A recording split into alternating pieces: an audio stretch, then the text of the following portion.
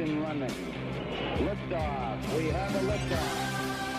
It is 8 after the hour. It is Eric Erickson here on WSB.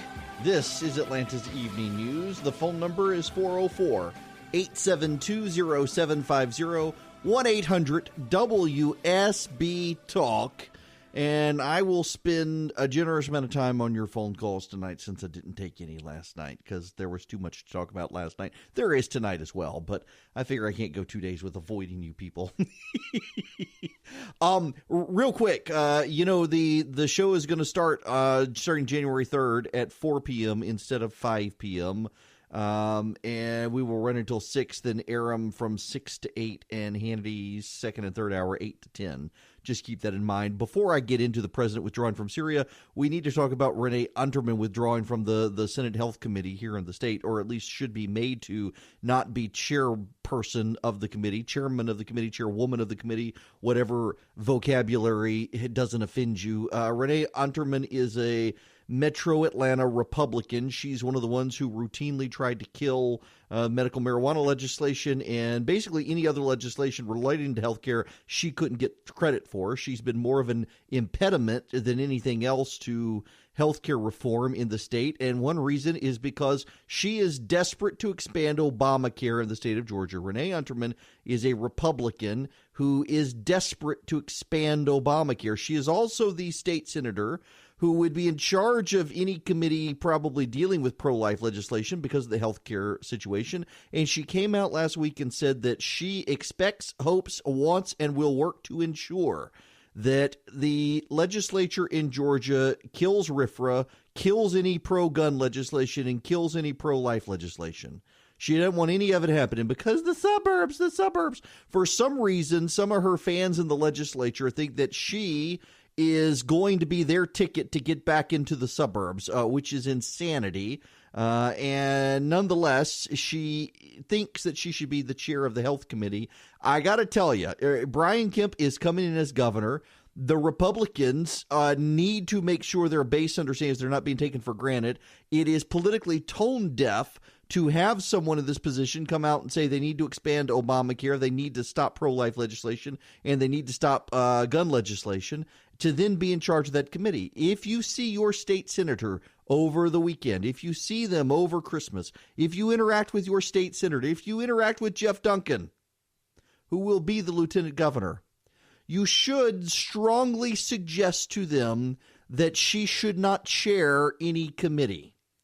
Renee Unterman should not chair any committee.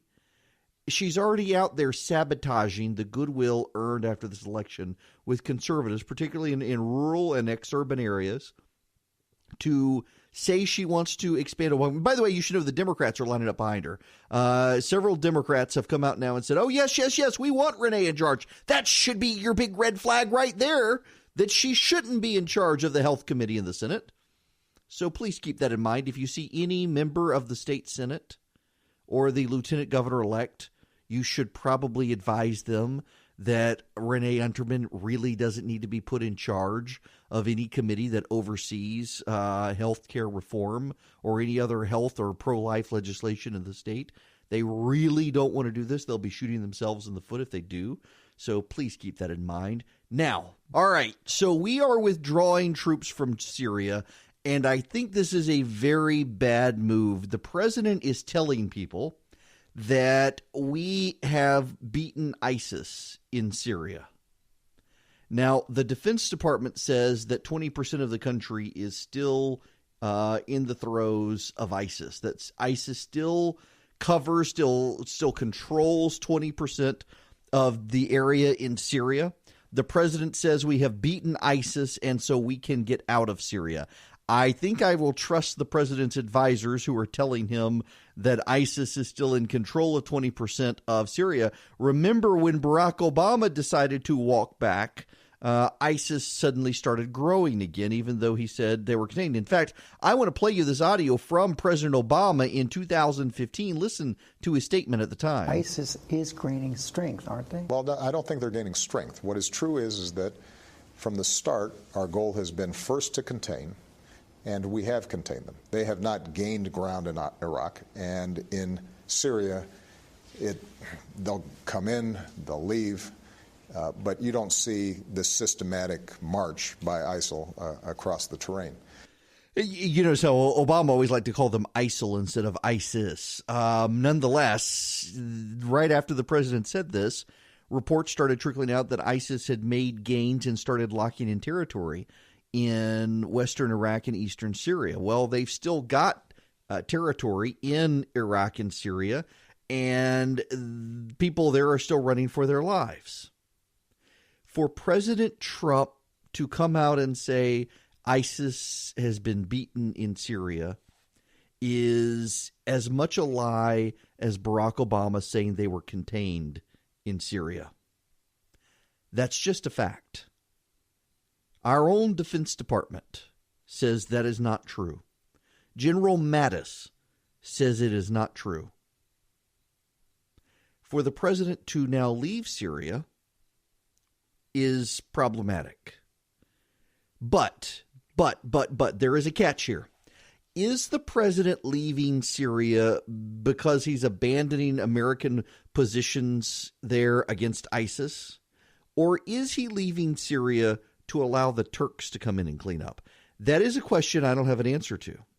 And in the best case scenario of readings of conversations the president has had over the last week, maybe that actually is what's happening. The reason I say it that way is the president apparently has had a series of conversations with the Turkish president, and in the course of those conversations has agreed to allow the Turks to buy Patriot missile batteries, and essentially has agreed to stand aside, clear out Syria of American military presence, and let the Turks come in. That suggests to me that Turkey is planning on mounting a military operation. If Turkey is mounting a military operation to go into Syria, well, then, you know what?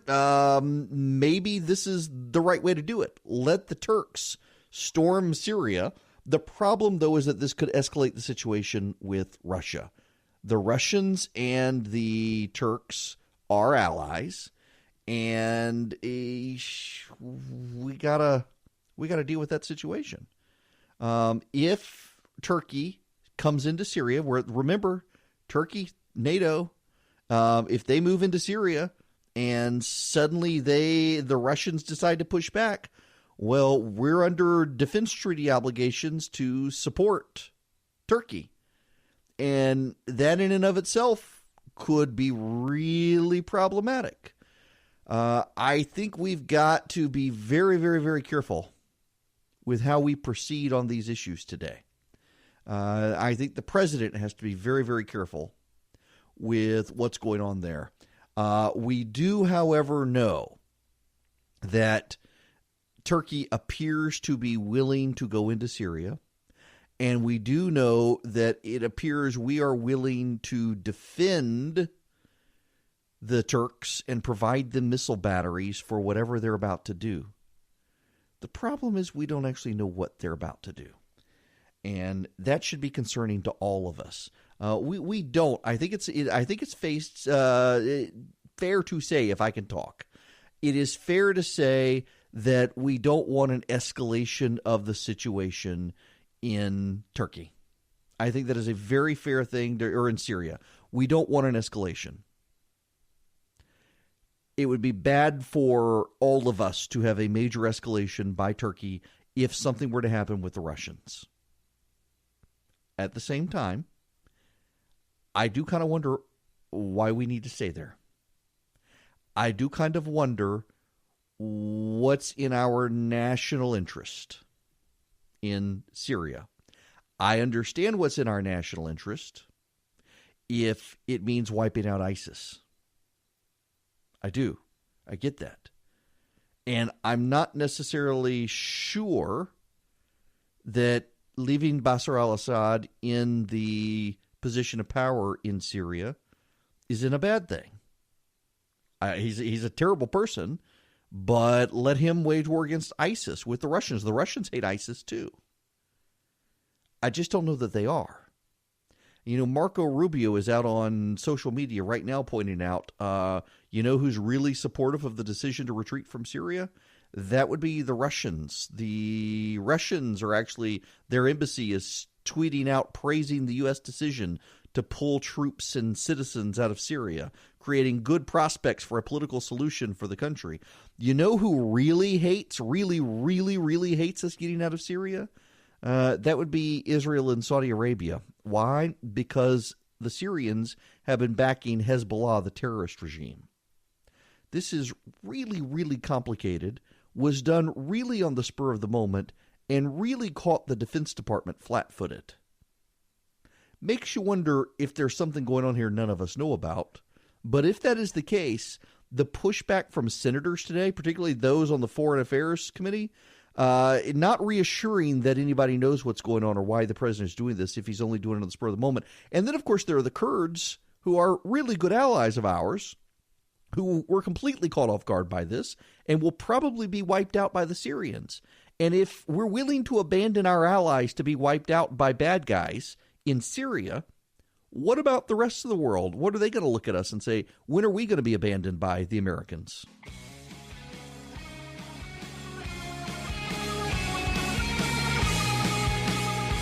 It is 26 after the hour. The phone number is 404-872-0750, 1-800-WSB-TALK. Now, I need to go to Craig incoming. I need to take your call, Craig, because I got something for you when you talk to me about this. Fantastic, and Merry Christmas to you, Eric. You too. From what I'm hearing is, I think a pullout from Syria, from what my thinking is, now would that give the budgetary amount to Trump to be able to build the wall in Mexico? Because basically, if we have the budgeted money for Syria, and if we're not there anymore, couldn't he then transfer and build the wall? $10.6 billion. Yes, you would think that, Craig, but you know where they're spending the money? Now, don't cuss on the radio, Craig, when I tell you this, and I'm not making this up. You know where the Syria money is actually going to go? To the foreign aid budget for Mexico, Guatemala, Nicaragua, Honduras, Panama, Costa Rica, and El Salvador. Wow. Yep, that's where they're spending the money. The president agreed to it this afternoon. Yeah. I mean, unbelievable. I mean, if we're worried about border security and security for the United States, I mean, I've heard the argument before, as you've stated, maybe spending all the money in Guatemala and taking care of it there and stopping the caravans from coming to the United States would make sense.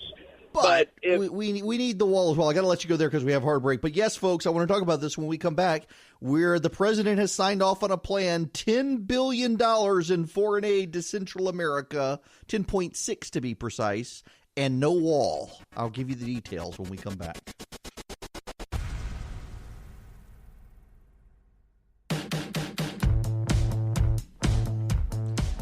It's 39 after the hour. The phone number 404-872-0750, 1-800-WSB-TALK. Yes, as I mentioned, the president and Democrats have agreed $10.6 million in aid to Mexico and Central America. There will be no wall. The president says he will move that fight until next year when Nancy Pelosi is Speaker of the House. There's not enough stomach of outgoing Republicans in the House and Senate to give the president the wall. In fact, that's one of the sticking points is a lot of these Republicans, remember the president had that press conference the day after the election and was ridiculing Mia Love and others. Well, they're not going to give him his wall. And the Democrats next year aren't going to give him the wall either, probably.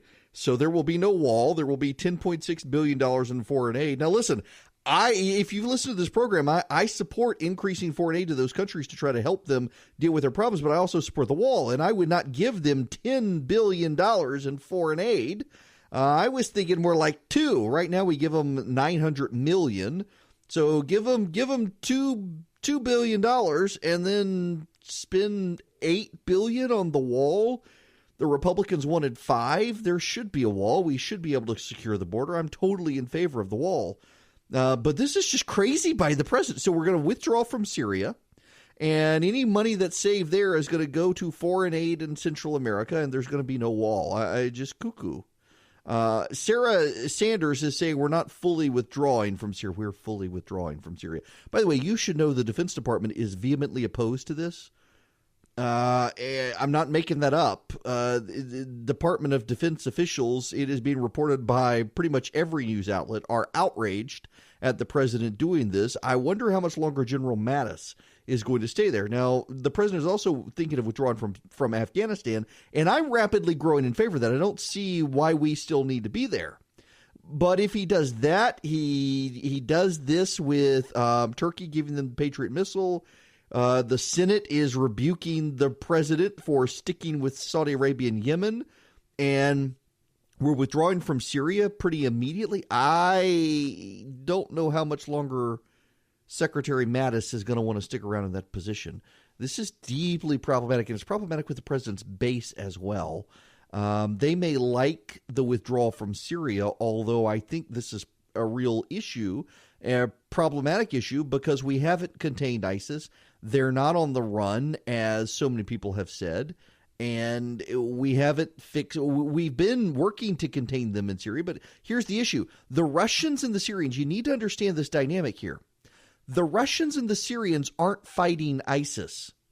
The Russians and the Syrians are fighting an insurrection against the Syrian government. And ISIS is part of that, but only partly. Only the United States was going into Syria and focusing more than 50% of our effort on ISIS. We were basically 70-30. 30% we were helping the insurgents. They're getting help from other countries as well. And we were 70% engaged in dealing with ISIS, and no one else was. So if we leave Syria, there's no one there to meaningfully engage against ISIS. And unlike what the president said, they're not contained there and they're not beaten there. That is deeply problematic. By the way, you should know that it was 8 days ago that the Trump administration said that a pullout of Syria would be reckless.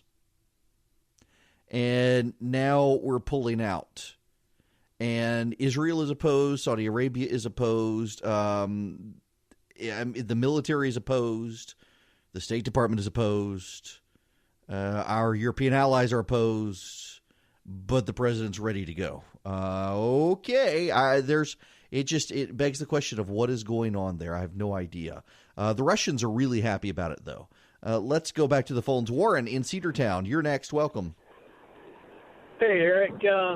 My question is, what happens with the Kurds? Because the Kurds were the very first ones to actually stand up to ISIS and defeat them and start pushing them back in that area. And so, what are we going to abandon the Kurds again like we did 30 years ago? Apparently, we're abandoning the Kurds. They are deeply unhappy about this today. The Kurdish officials in Washington are really, really upset and are pressuring members of the Senate to see if they can pressure the president. They're just not happy with it. And honestly, I don't blame them. The Kurds, not only did they step up and fight ISIS, they were the ones who held the line against Saddam Hussein, and they were the ones who really helped us against Saddam Hussein and helped us against the Syrian regime as well. And for us to be doing this and putting so many of their lives in jeopardy is a real problem. Now, listen, I get the complaint. We don't want to be there forever. I get that. And I get a lot of people say this doesn't help our national security when this actually does help our national security. And I realize people do a poor job of explaining it, but let me give my best effort here. The eastern part of Syria is a no man's land of just hell and waste. And ISIS has established a stronghold there. And given the position there, ISIS has easy access to Iraq, Turkey, and Syria. And ISIS can build in that area and solidify its positions, which is what it had been doing until we began to systematically eliminate them. Us withdrawing from Syria will allow the ISIS stronghold to grow again. Do you notice that we haven't had any terrorist attacks in the United States in the last couple of years, backed with people who supported ISIS? We had the Orlando shooter. We had the San Bernardino situation. We've had several others. We haven't, and we had the shooter in Nevada. ISIS took credit for that. And we haven't had any of those in the last few years, as we have been pushing back ISIS and stamping them out. But we haven't finished the job yet. And for us to withdraw will allow them to start regrouping in Syria, where we have been the only international group in there really with sustained attacks wiping out ISIS. The president says that we have beaten ISIS in Syria. The Defense Department says they still control 20% of the territory in Syria. Who are you going to believe, the president or all of the people the president pays to advise him?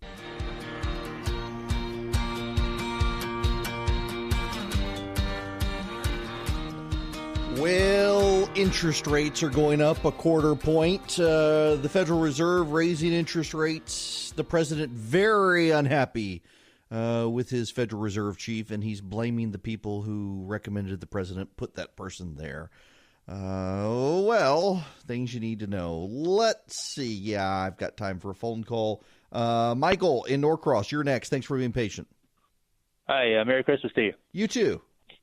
Well, as I was telling your call screener there, I just think that Trump is systematically handing the reelection to the Democrats with his decisions, the tariff decision that's affecting people's money, which you don't ever mess with. Costs more to buy a car. It's hurting the farmers, which are the southern part of the voting country. It's hurting people trying to buy cars, which hurts the northern part of the country.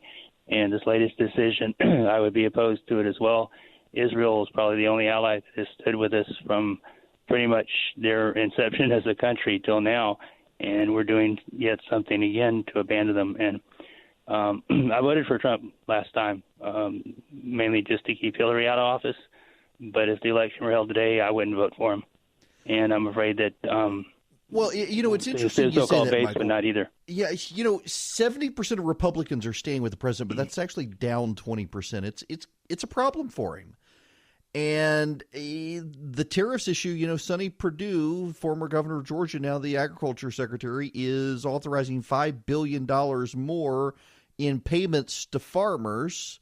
The national debt is becoming a huge issue. The president looks like he's on track to add as much to it as Barack Obama did at the same rate, which is not good. Republicans were very upset with Barack Obama's adding to the national debt. And then there is, there's a story in the Wall Street Journal I'll get to in a little bit that we have a cheese glut in this country. Believe it or not, our nation overproduces cheese because we export so much cheese. We consume a lot and then we export a lot. Well, no one's buying American cheese because of the tariffs. And the cheese manufacturers in this country are starting to get hurt. They're starting to think they're going to have to lay people off. There's a cascading effect on all of these things. Now, the phone number here is 404-872-0750, 1-800-WSB-TALK. Related to this, the Politico says President Trump's reelection is going to be unprecedented. They've said this before, though. They have. I want to compare the last time they said it with now.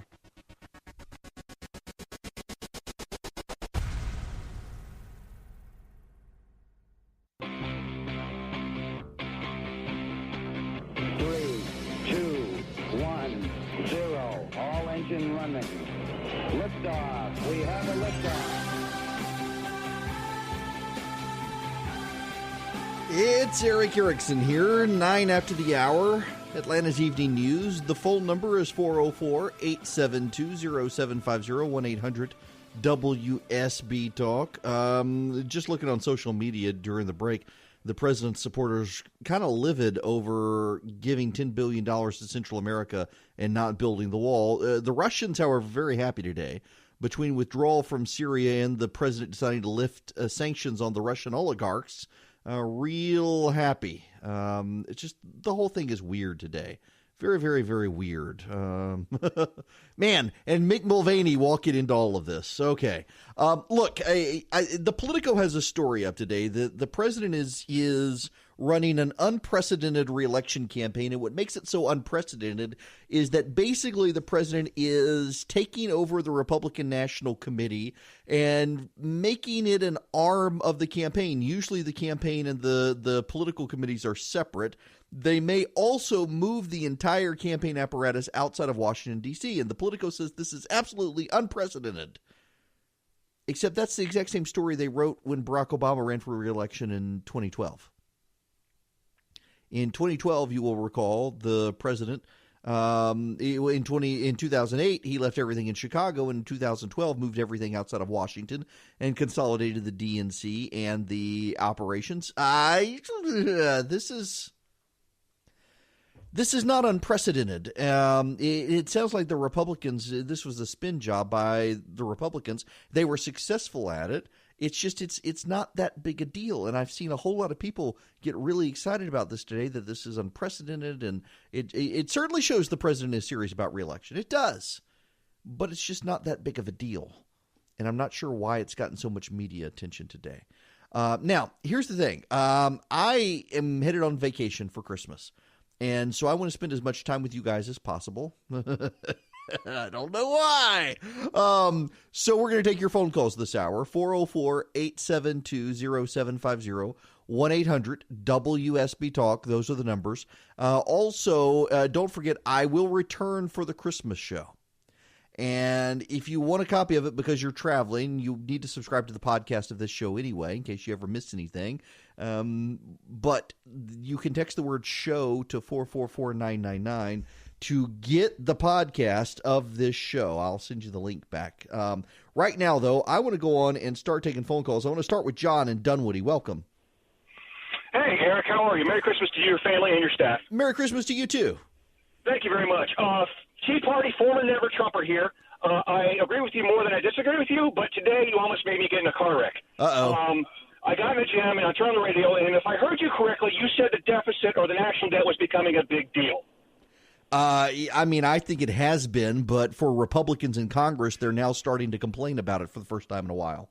Yeah, well, I think I'm 2 years older than you. I've been hearing about this deficit stuff since the 80s. When the Tea Party came in, nothing happened, and I believe it was Mitch McConnell who said that, when the Republicans are out of power, they're the conservative party. When the Republicans are in power, there is no conservative party. Yep. You mentioned yourself how Trump is doubling the debt or increasing national debt, but Trump never ran as a fiscal conservative. Nope, he was not. Yep. Why? Because I maintain there's no appetite for reducing the national debt politically within our culture. I agree. So when you say the big national debt is becoming a big deal, to whom, sir? Yes. It is to Republicans in Congress who have spent like drunken sailors, no offense to drunken sailors, for the past 2 years. And now suddenly they're thinking, when are we going to start reining this in? They've got Mick Mulvaney now, who has been probably the only person in Washington for the past 2 years. He and his deputy, Russ Vought, who's a dear friend of mine, they're about the only two people in Washington who have cared for the last 2 years about spending in Washington. And now suddenly, as the Republicans lose the House, these Republicans are starting to say, oh, hey, we got a spending problem. And they actually do. Now, there are a lot of people I know, and you probably know the same people, John, and they say, well, it's not really a big deal. We can grow our way out of the national debt issues. Here's a problem we have for the first time. Well, we don't have it yet, but if the projections hold, and it looks like they will because of economic slowdown, by June of next year, we will have a huge problem. And that is for the very first time, the payments on interest on the national debt will exceed every other portion of the federal budget. That then gives us less and less wiggle room, particularly as China and Russia began to expand their military presence nationwide. That becomes a real problem with the interest payments that we're going to have, because we've got to pay Medicare, Medicaid, Social Security. That gives us no wiggle room. And we got to have a national defense structure.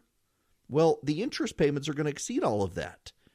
that's going to be really, really, really problematic. That's why Mike Mullen, the chairman of the Joint Chiefs of Staff at the end of the Bush term and the beginning of the Obama term, said the debt was a national security issue, and now it really is becoming one by June of next year. So we've got a real debt problem in the country.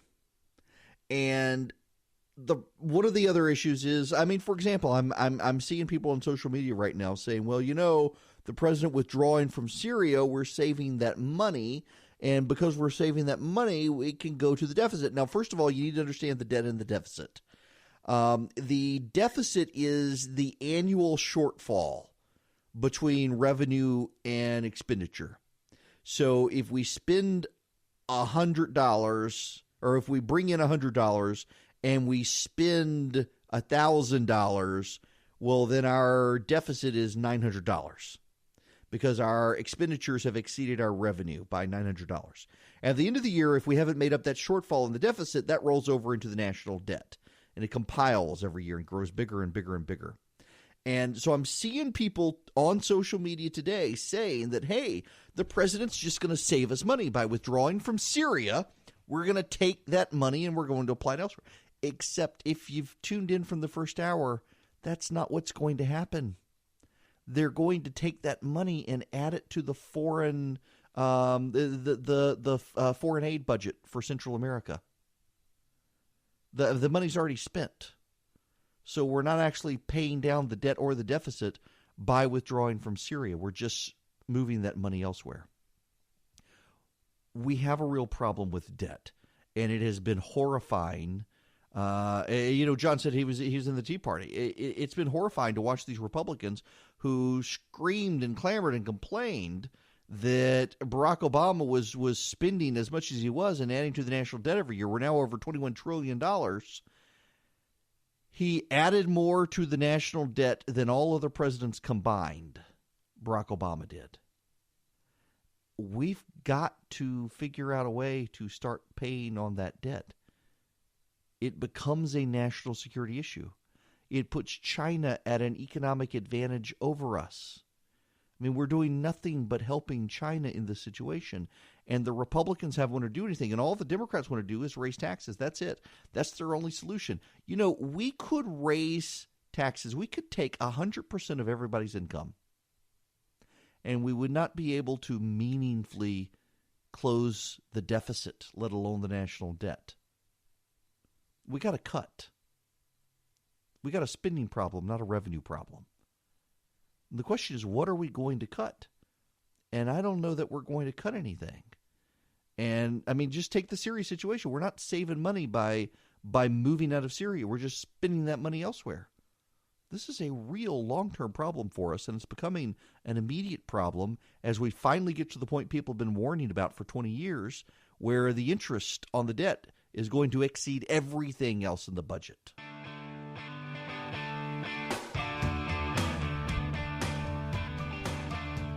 It is 25 after the hour, and back to the phones we go. 404-872-0750 1-800 WSB-TALK. Alan in Sandy Springs, welcome. Hey, Eric. Thanks for having me on. Great show tonight, and you were spot on your points a while ago. But I've got a little different take on Syria I wanted to get your opinion on, and basically two things I wanted to bring to the table. The first one, with regards to the pullout in Syria, I believe some of that money may eventually be used to build the wall, because I've heard overtones that military funds may be used to build the wall down on the border with Mexico. So I think that's a possibility. And the other thing I want to touch on with the Federal Reserve rate hike today, that is also going to impede America's ability to service its debt. It's going to make servicing that debt that much more expensive. And I honestly believe with the rate hike today and the announcement today on the pullout in Syria, I don't think those two are disconnected. I think they happened for a reason, and one led to another. What do you think? Well, I don't think that the rate hike led to the Syrian situation, because the president did not know about the rate hike and had made the decision before the rate hike coming. Legally, the president's not allowed to know that the rate hike is coming until the Fed raises the rate and makes it public. So I don't think they're related. I will say this, though. I am old enough to remember when Republicans were outraged when our credit rating fell. Remember that? Our credit rating fell. Republicans were outraged, blamed Barack Obama. The establishment blamed conservatives because of dysfunction in Washington. So we're already paying more interest on our debt than we would if we went back to an A rating. President Trump, that was one of the things he blasted Barack Obama for, was the loss of our credit rating. We probably need to be working on getting that back because the lower credit rating for the nation makes everything more expensive. Now, as far as using the money to fund the wall, it sounds like a good and plausible idea, except they're already spending it and then some now on the foreign aid package to Central America. I've had several people I've seen on Twitter, more than one, say, hey, I thought you wanted this. Well, yeah, I want us to increase foreign aid and spend it wisely, particularly on military ventures to help solve the problems causing people to flee, but not $10 billion worth. And I've also said we do need to build the wall. At least make a down payment on the wall. To spend double the cost of the wall on this foreign aid package without building the wall, I think is insane. The president to bail on, the president could have this fight right now. The reality is there are members of Congress, the president has made them so mad, Republican members, they're not going to fund his wall. So maybe it makes sense to hold over until next year. But to give twice the amount of the cost of the wall to Central America without ever even beginning the wall is nuts. More of this and your phone calls when we come back.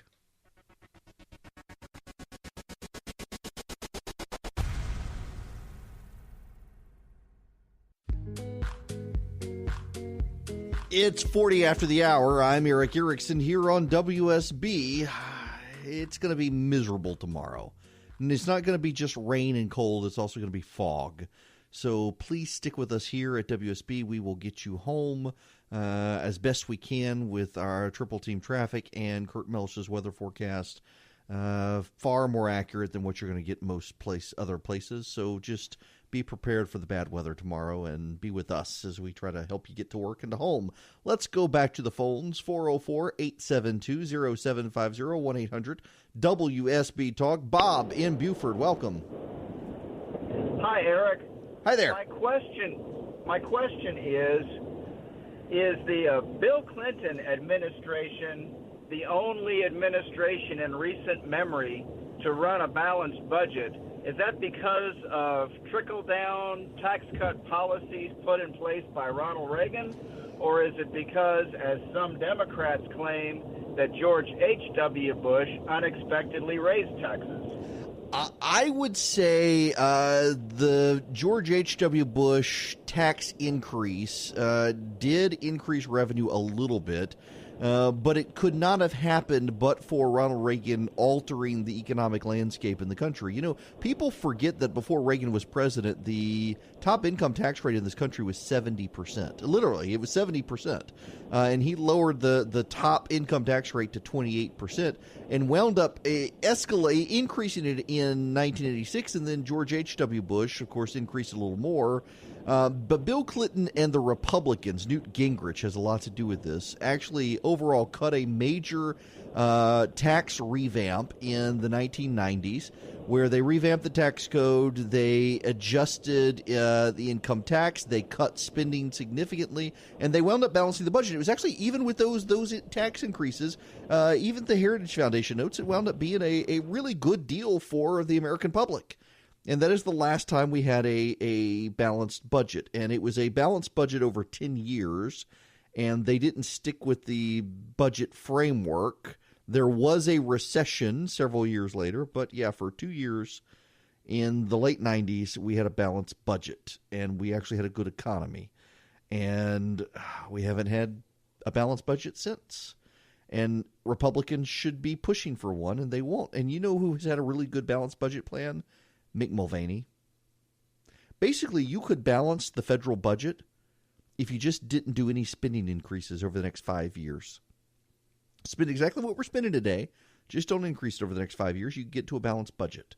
And they don't even want to do that. Janet in Taco Hills, welcome. Hi there. Thanks for taking my call. Something I've wondered about, why can't we put a surcharge on, people come up here illegally, They inevitably send money back to their home countries in Mexico, Central and South America. We could make them pay for the wall if we put a surcharge, say, on amounts up to $10,000, because they're probably not going to send more than that in one lump, and put a surcharge on it and dedicate that money towards paying for the wall, because they'd be paying for it. Yeah, Congress proposed legislation. What on earth? Congress proposed legislation in 2017. I was looking it up and apparently fired up some sounds on this website I'm checking out to get the answer. Congress did propose it, but it never got passed. Congress proposed in 2017 a 2% tax on remittances to Latin American countries, including Mexico, Brazil, Honduras, and El Salvador. And the president had suggested that we do that to pay for the wall, but Congress never actually passed that those taxes. And Congress would have to do that, and Congress is not going to. You're not going to get Republicans in Congress to raise taxes, and the Democrats certainly aren't going to tax wire transfers to Mexico. So anyway, to the phones again we go. Gene in Kennesaw, you are next. Welcome. Hey, buddy. How are you? Nice to listen to your show. Thanks very much. How did we – I've had to rephrase my question. How did we go from arguing over funding a wall to we're going to give $10.4 billion to the Mexican authorities to do with it as they say? Where did that come from? This was the plan hatched by congressional Republicans and the administration to try to get the Democrats to go along with keeping the government open. If I got to play political analyst here for a minute, and people don't at me on this, don't yell at me, but Gene, the president's press conference with Nancy and Chuck, where we all cheered it on and said, this is awesome. He's giving him the business and tell him he's okay with the shutdown and he'll take the credit for it because he wants to build the wall. The Republicans convinced him it was a strategic mistake and that he needed to get out of it. And so the way the president decided to get out of it was to give the Democrats $10 billion. And what I suspect he's going to do is once we get back after the first of the year, say, okay, I gave you $10 billion. Now you give me the wall, and say, well, the Democrats aren't being reasonable, and shut it down. I think that's the strategy. I don't think it's going to work. And the reason, Gene, I don't think it's going to work is because you've got too many Republicans in Congress who are actually opposed to the wall. Even among the Republicans who remain in Congress, not just the ones who got beat, there's not a significant appetite for the wall. They love to talk about the wall. They don't actually want to fund it. They think it's a waste of money. They think there are other ways to secure the border. And that's where we are. So, we get no wall, none, get no wall, and Mexico gets $10 billion. The president cuts the best deals, He's a deal maker. He is a deal maker. Y'all tired of all the winning?